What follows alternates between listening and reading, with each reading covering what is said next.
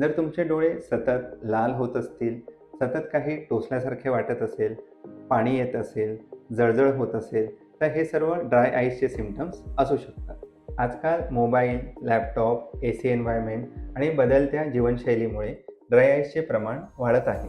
आपल्या डोळ्यांमध्ये लॅक्रायमल ग्लँड्स या अश्रू तयार करतात आणि प्रत्येक ब्लिंकिंगच्या वेळी अश्रूचा एक लेअर आपल्या डोळ्यांवरती पसरतो. या अश्रूंचे इव्हॅपोरेशन होऊ नये म्हणून आपल्या डोळ्यातील मिबोमियन ग्लँड्स या एक लिपिडसारखा लेअर बनवतात. ही फिजिओलॉजी डिस्टर्ब झाली तर ड्राय आईजचा प्रॉब्लेम येऊ शकतो. ड्राय आईज प्रामुख्याने 2 प्रकारचे असतात.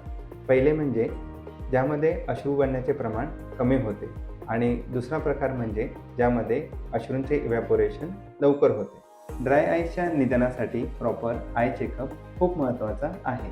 आम्ही काही सिंपल टेस्ट करून ड्राय आईजची सिव्हिरिटी आणि टीयर प्रोडक्शन तपासू शकतो. ड्राय आईजचे निदान झाले तर लुब्रिकेटिंग आय ड्रॉप्स वापरणे अतिशय आवश्यक आहे.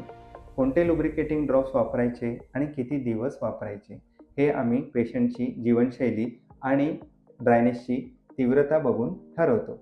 काही सिव्हिअर ड्राय आईजमध्ये सायक्लोस्पोरिनसारखे इम्युनोमॉड्युलेटर्स पण वापरावे लागू शकतात. ड्राय आईजसाठी हॉट फोमेंटेशन हा अतिशय सोपा घरगुती उपाय पण आहे. तर हे हॉट फोमेंटेशन घरी कसे करायचे ते आता आपण बघूया. आपण आंघोळीला घेतो तेवढे गरम पाणी एका वाटीत किंवा मगामध्ये घ्या. कॉटन किंवा रुमाल पाण्यामध्ये डिप करा आणि डोळ्यांवर 5 मिनिटे ठेवा. 5 मिनिटानंतर कॉटन काढून घ्या आणि आयलिडला मसाज करा. वरच्या पापणीला मसाज करताना डोळे बंद करा आणि वरून खालच्या दिशेने 5 वेळा मसाज करा.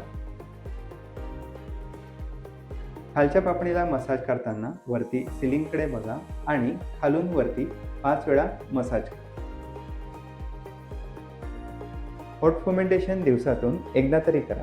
डोळ्यांकडे दुर्लक्ष करू नका. जर तुम्हाला पण डोळ्यातून पाणी येणे, जळजळ होणे, लाल होणे, सतत टोचल्यासारखे काहीतरी वाटणे असा त्रास होत असेल तर आजच डोळ्यांची तपासणी करून घ्या.